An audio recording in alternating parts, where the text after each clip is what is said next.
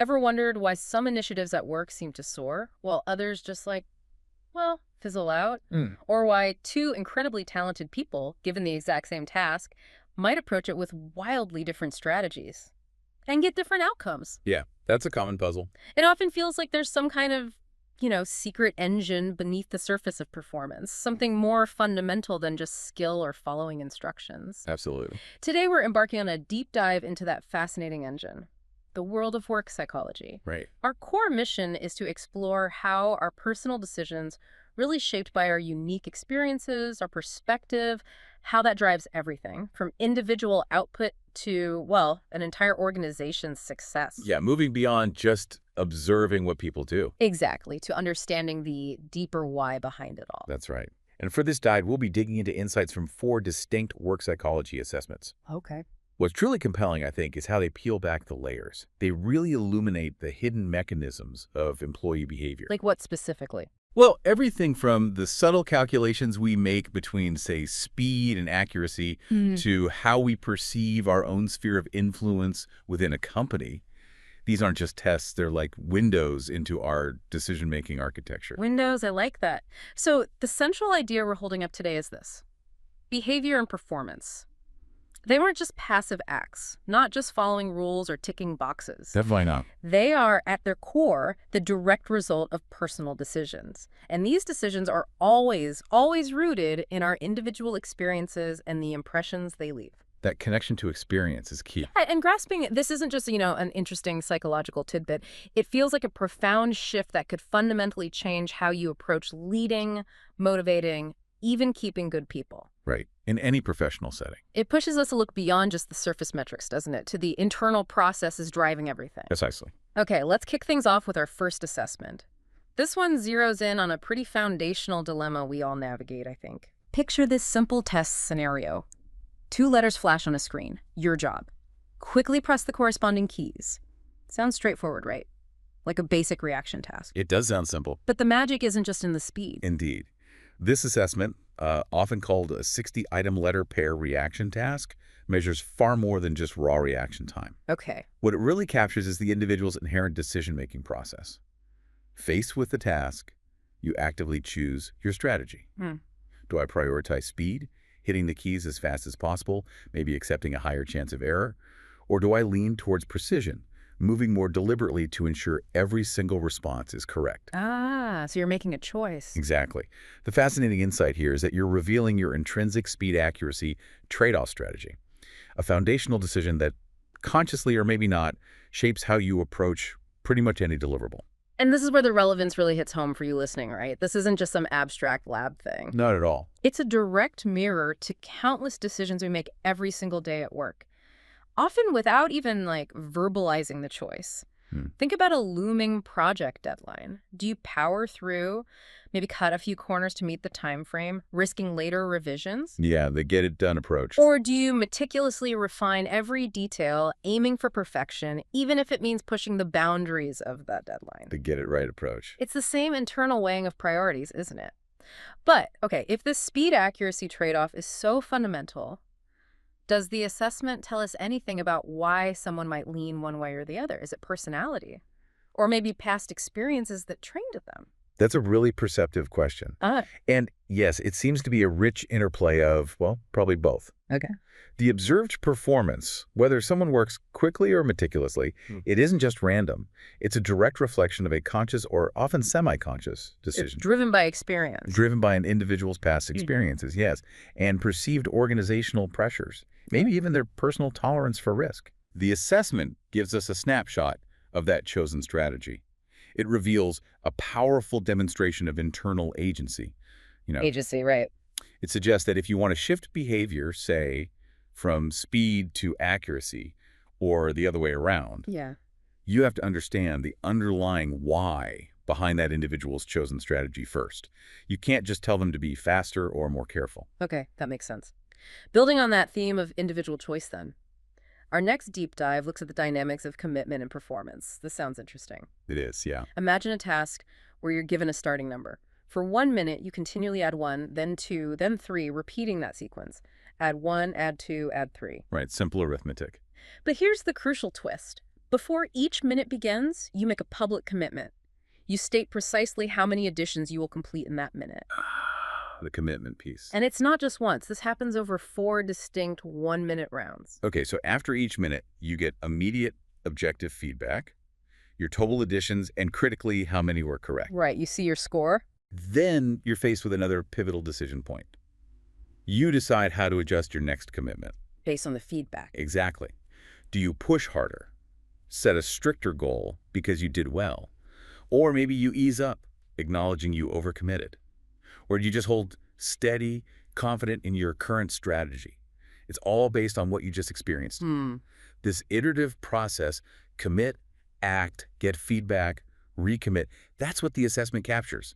It's a direct observation of the feedback control loop. Feedback control loop. Yeah, it's central to self-regulation theory, how we set standards, monitor our progress, interpret feedback, and then adapt to bridge the gap between our intentions and reality. So thinking about the actionable implications for your role, listener, especially if you're leading a team or navigating complex projects, this isn't just about math drills, is it? Not at all. It's a model. It's a perfect model of self-regulation, self-correction, and, well, continuous learning in a professional setting. Every project has targets, right? Every task generates feedback, maybe formal reviews, maybe just the quiet completion of a deliverable. And every professional needs to adjust their approach based on those outcomes. But this isn't just about self-improvement for the individual, is it? It's also a lens for leaders. Absolutely. Like, how effectively are we designing feedback loops? Are we fostering enough psychological safety within our teams to allow for this cycle? Commitment, honest self-assessment, adaptation, rather than just, punishing unmet targets. Exactly. This assessment powerfully illustrates how performance and motivation aren't static. They're a continuous series of decisions, constantly being recalibrated by experience. A cycle. It's an ongoing cycle. Commitment, action, reflection, adjustment. That's a core aspect of how we operate and improve in our roles. The individual's decision to either tighten or relax their next commitment directly reflects how they interpreted their past performance and their strategy for future engagement. So motivation is active, chosen. It proves that motivation is an active, chosen state. Yeah. And what's particularly insightful is how often we make these choices without really thinking consciously about it. Consider, listener, how many times you've maybe submitted a report or even just cleared your inbox. You've implicitly gone through this very commitment feedback adjustment loop. Yeah, you probably have without labeling it that way. Okay, so the first assessment highlighted internal strategy. The second showed us managing commitments. Now let's explore something even deeper for the third assessment. Internal standards and endurance. Right. This one strips things down further. Imagine that same addition task we just discussed. Yeah. Add 1, add 2, add 3. But now for a full 9 minutes straight. Okay, longer duration. And here's the critical difference, the thing that strips everything else away. There's no commitment up front. And no external feedback or scores are given during the task itself. None at all. None. It's just you and the numbers for 9 straight minutes. Solo effort. Unmonitored. Okay. So without those external goalposts, no deadlines within the task, no real-time feedback. This assessment measures something profoundly internal. Like what? Personal responsibility and intrinsic motivation. The worker is left entirely to their own devices to decide how seriously to take the task. Ah, okay. Will they maintain accuracy and consistent effort throughout those 9 minutes? Driven by an internal desire to perform well, even when no one is explicitly watching? Right. Or will they sort of just fiddle around, as the research sometimes puts it, treating it less seriously because there's no immediate external accountability or consequence? Are there effort or lack of it? Their sustained effort, or lack thereof, becomes a direct manifestation of their internal barometer for excellence. This is where you could say personal integrity meets performance. I can almost hear listeners nodding along, thinking about those moments when no one's looking over their shoulder. Maybe it's that extra 5 minutes you put into refining a report that isn't strictly necessary, or deciding how rigorously to organize your digital files when you know no one will ever check. Exactly, those moments. This highlights the immense power of your internal standards. In any job, there are countless times when external pressures are low. Your output, your quality, your sustained effort in those moments.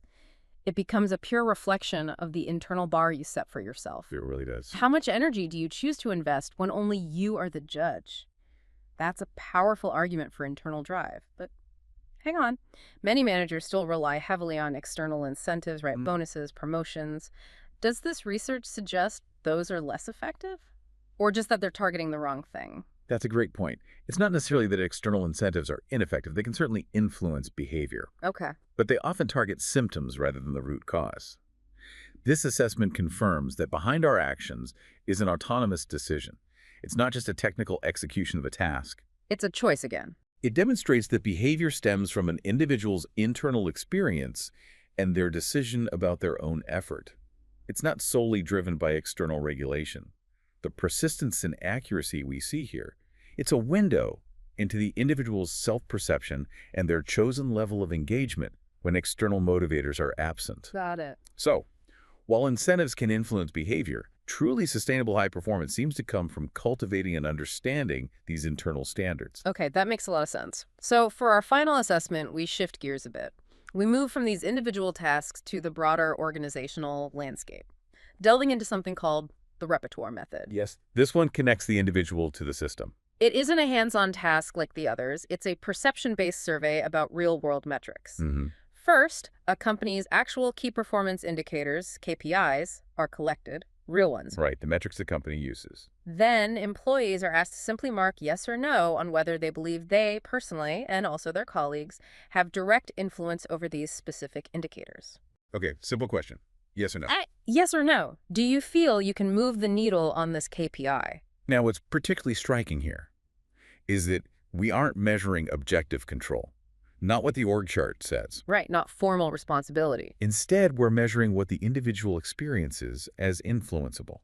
It's called the Repertoire method because it explores the repertoire, or range of actions, an individual believes they possess to genuinely impact the organization's outcomes. Their perceived toolkit. Exactly. This assessment delves into how they interpret the organizational structure, the power dynamics, the perceived consequences of their own actions. And it raises a really important question. How much does what we think we can influence actually shape what we do? Yeah. And how actively we engage? Wow, okay.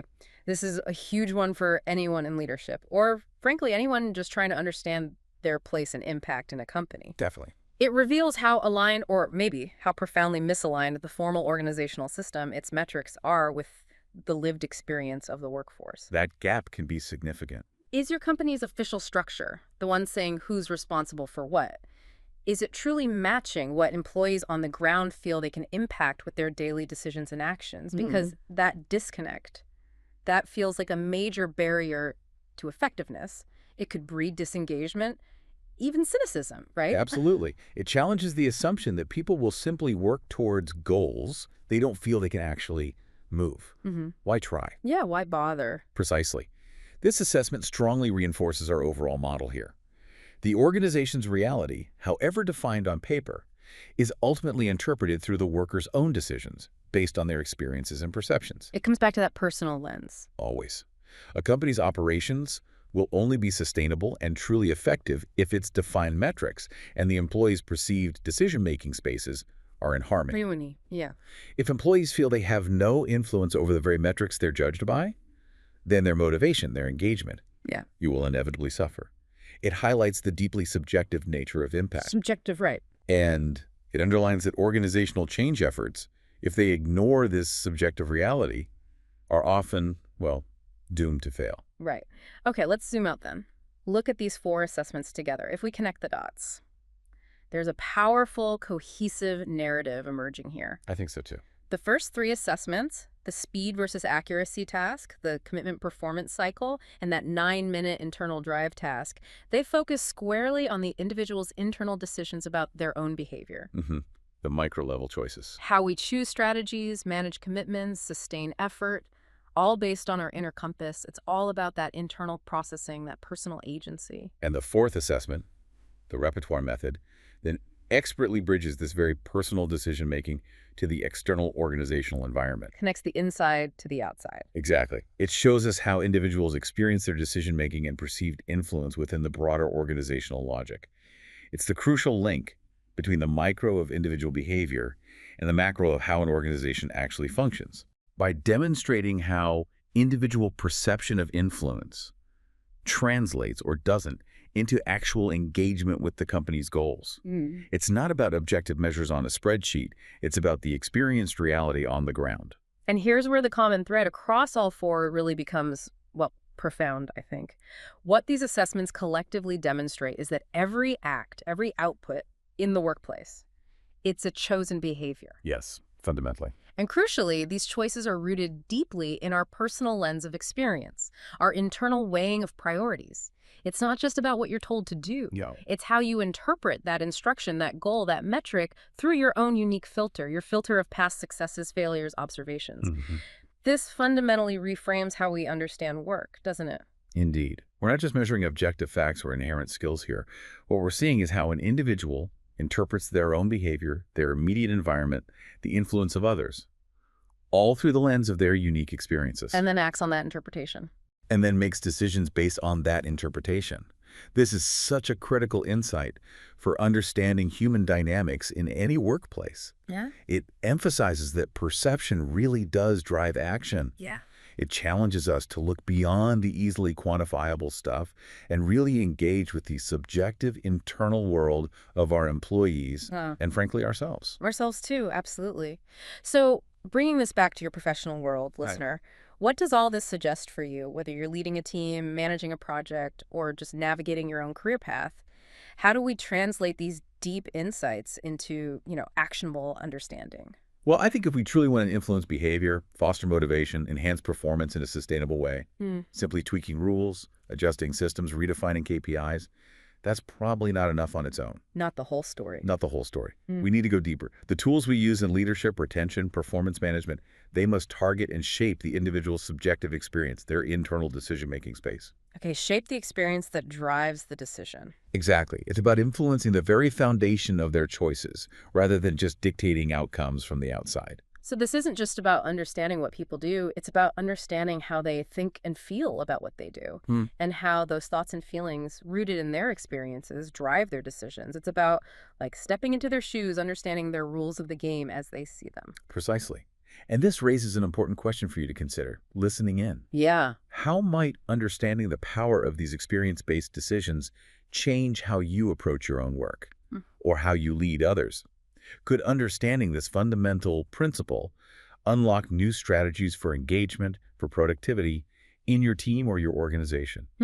That's a good question. Reflecting on your own career, can you recall instances where maybe a profound experience fundamentally reshaped your operational decisions, perhaps even unconsciously, creating a new rule for how you approach your work? We all have those moments, I think. What decisions are you making right now based on your experiences and impressions that you might not even realize are driving your performance and shaping your professional journey? And maybe for those in leadership roles. How can you go beyond just communicating objectives?